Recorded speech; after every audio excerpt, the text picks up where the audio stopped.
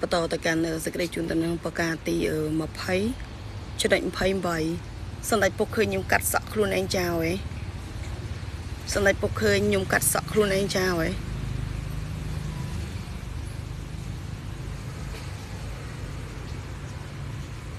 សម្ដេចពុកគិតថាប្រជាជនមានផ្ទះនៅមានដាំដំណាំត្រូវការស្រោចទឹកមូលហេតុអីផ្ទះនៅមិនផ្ទះមានមិននៅបែរជាមកធ្វើជីវិតតែតោបែបអញ្ចឹង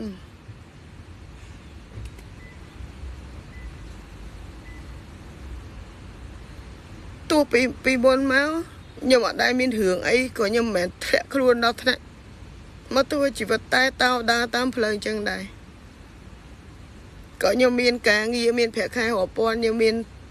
ការទិញផ្ទះទិញអីនៅធំត្រូវរបស់ខ្ញុំមិនមែនដល់ថ្នាក់ដើរនៅតពីអញ្ចឹងទេ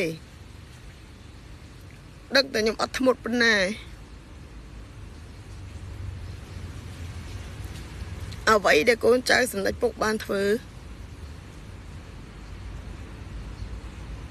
ខ្ញុំនឹងបកស្រាយអស់ហើយខ្ញុំបញ្ជាក់នៅក្នុងវីដេអូនេះចង់ផ្ដាំទៅប្រាប់កូនចៅសម្ដេចពុកកុំលេង3ស្លឹកខ្ញុំសួរសម្ដេចពុកដូចឆោតក្នុងនាមខ្ញុំជាជនរងគ្រោះខ្ញុំសួរសម្ដេចពុកដូចឆោតខ្ញុំសួរបន្តិចកូនចៅសម្ដេចពុកមានអំណាចរហូតដល់បិទផ្លូវតាមចាប់ខ្ញុំយកទៅស្លាប់តើមានអំណាចប្រជាបិទមាត់គេរបៀបមិនខ្លះហើយចង់បានផាត់ចង់បានសាក់សីអ្នកណាហ៊ានធ្វើសាក់សីឲ្យខ្ញុំមើលអ្វីដែលវាតាមស្រាប់ខ្ញុំទៅមានប្រជាជនណាហ៊ានធ្វើសាក់សីឲ្យខ្ញុំ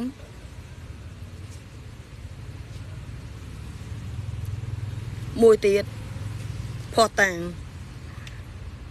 ខ្ញុំចង់សួរសម្ដេចពុកបន្តិចមនុស្សកំពុងតែត្រូវគេតាមសម្លាប់ហើយល្បិចកលនៅក្នុងការសម្លាប់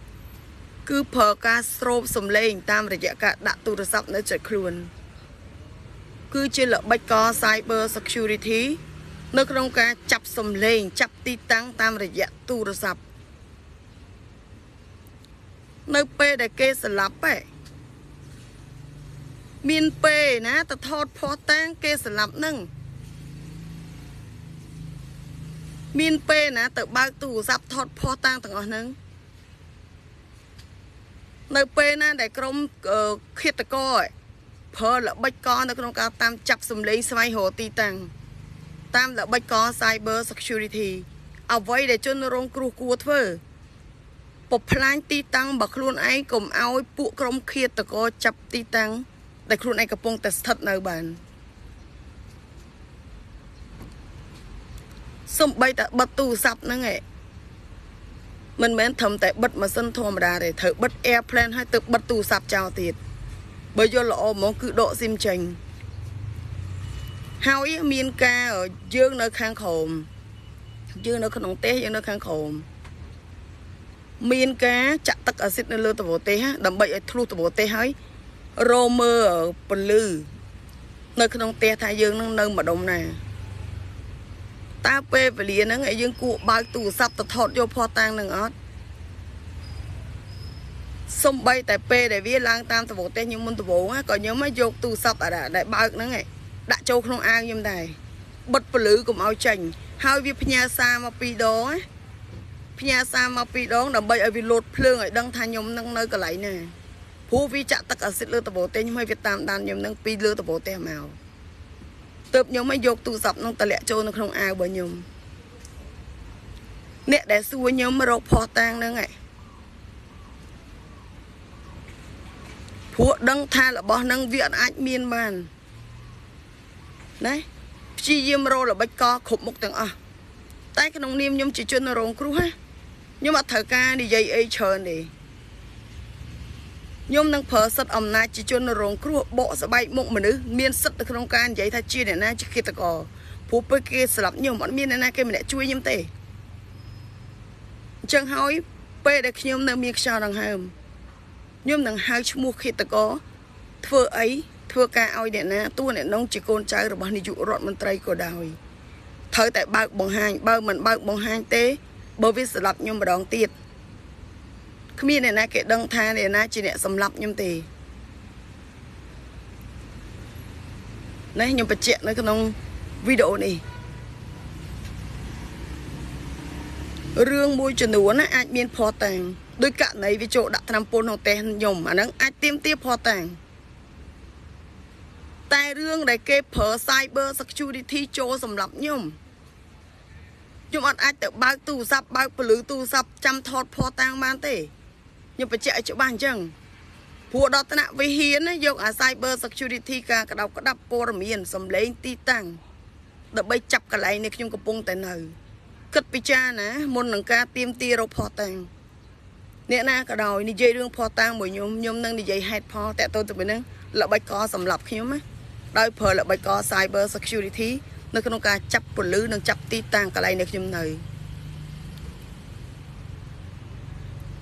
ពួកឯងប្រើសិទ្ធិអំណាចក្អេងក្អាងពួកឯងចង់និយាយអីចង់រកភ័ស្តុតាងចង់រកសាក្សីអញប្រើសិទ្ធិអំណាចជាជនរងគ្រោះបើនិយាយអំពីមេខ្លងក្បត់ជាតិស្លាប់ប្រជាជនប្រវត្តិមាត់កុំឲ្យបែកធ្លាយរឿងពួកក្បត់ជាតិក្នុងនាមអញជាជនរងគ្រោះជាភ័ស្តុតាងហើយជាសាក្សីទៀតពួកអញរួចជីវិតពីងាប់កូនចាំដៃពុកពេលវាស្លាប់ខ្ញុំនៅពេញហើយវាបានទទួលនៅភ័ស្តុតាងទាំងអស់នឹងទៅដល់ដៃវាហើយវានិយាយថាខ្ញុំនឹងអត់មានភ័ស្តុតាងតែចង់ប្តឹងវាបាច់ក្នុងនាមអញជាជនរងគ្រោះដែលប៊ីសងាប់2ដងជាភ័ស្តុតាងផងជាសាក្សីផងពាក្យនឹងហែងដែរចាំហ៎អញចង់សួរឯងតិចណាកូនចៅរបស់សម្ដេចពុកដែលជាពួកក្រុមខ្សែបដាញ់ក្បត់ជាតិអញចង់សួរឯងហើយមានដែរចាំសម្ដីអញនិយាយរយៈពេល2ឆ្នាំហ៎បើអញមានភ័ស្តុតាងបង្ហាញភ័ស្តុតាងបើភ័ស្តុតាងត្រូវពួកឯងបំផ្លាញនៅពេលណាហើយអញនឹងខ្លាយទៅជាភ័ស្តុតាងផងសាក្សីផងដោយស្វ័យប្រវត្តិបើប្រព័ន្ធផ្លូវច្បាប់ទទួលយកអចំណុចនឹងបានទេអញធ្វើវីដេអូសេចក្តីរាយការណ៍អញ្ចឹងពួកអញជាជនរងគ្រោះពេលអញត្រូវគេស្លាប់អត់មានពីណាគេជួយមិនធម្មតាអត់មានអ្នកជួយមានអ្នកបិទព័ត៌មានទៀតវាអយុត្តិធម៌ខ្លាំងកម្រិតណាហើយបើនាយករដ្ឋមន្ត្រីបតឲ្យខ្ញុំបាត់បង់ជីវិតណាវាជារឿងមួយដែលគួរឲ្យស្ដាយជាទីបំផុតដែលព័ត៌មានសំខាន់នៅលើខ្ញុំទាំងអស់បើសិនជាអាចកំបាំងជនក្បត់ជាតិដែលអត់នៅលើខ្ញុំវិញទេវាអត់អីទេតែបើអាចកំបាំងជនក្បត់ជាតិទាំងស្រុងទូទាំងពិភពលោកនៅលើខ្ញុំហើយខ្ញុំត្រូវបានកូនចៅបើសម្ដេចពុកសម្លាប់ប្រវត្តិមាត់អាចកំបាំងទាំងអស់នោះនឹងទៅតាមខ្ញុំនាយករដ្ឋមន្ត្រីអត់មានថ្ងៃនឹងទទួលបានដឹងនៅព័ត៌មានអាចកំបាំងមេខ្លងក្បត់ជាតិទូទាំងពិភពលោកនឹងបានទេវាជាការខាត់បងរបស់សម្ដេចពុកជាការខាត់បងរបស់សម្ដេចហ៊ុនម៉ាណែតវាមិនមែនជាការខាត់បងរបស់ខ្ញុំតែម្នាក់ដែលបាត់បង់ជីវិតទេខ្ញុំជឿថាសម្ដេចពុកហ៊ុនសែនណាគឺជាមេដឹកនាំដែលឆ្លាតជាទីបំផុតសម្ដេចពុកមើលសេចក្តីរាយការណ៍របស់ប្រជាជនរបស់ខ្លួនឯងរយៈពេល2ឆ្នាំហ៊ានបានត្រឹមថ្នាក់ទី2មិនដែលរៀន Cyber Security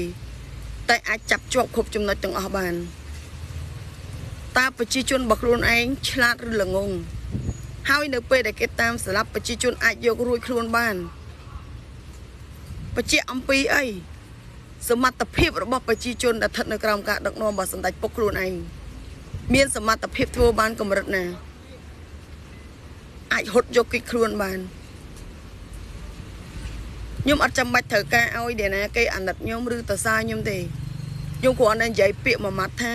បើរឿងដែលកើតឡើងលើខ្ញុំកើតឡើងលើអ្នកដទៃគ្មានអ្នកណាគេម្នាក់អាចរត់យករួចខ្លួនបានជាដាច់ខាតជឿខ្ញុំតែ